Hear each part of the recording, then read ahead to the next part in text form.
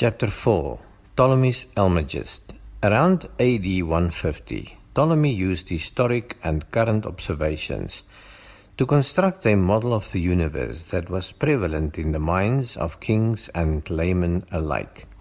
The model was able to predict the future positions of stars, planets, and eclipses.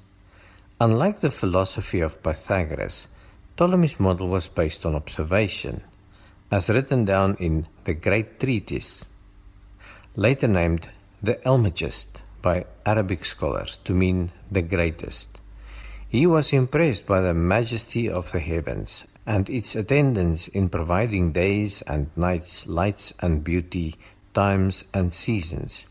He thought Earth to be the ideal frame of reference for studying the heavens, especially since he lived on Earth.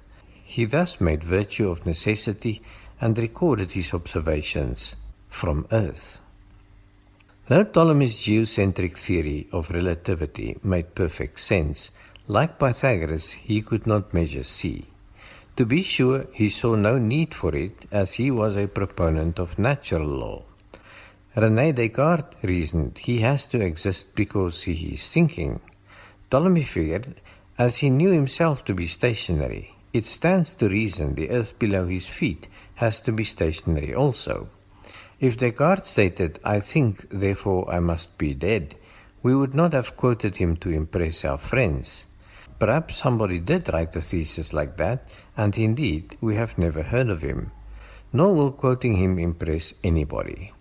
If Ptolemy concluded, without any measurement or convincing evidence, that he is hurtling around the sun at 107,000 kilometers per hour, his model would not have become the de facto view of the universe for 1,500 years. Perhaps somebody did believe that, and indeed we have never heard of him. Believing Earth to be stationary, as it appears to be, is as rational as believing one exists. There is no burden of proof on a self-evident truth. To conclude the opposite requires compelling evidence.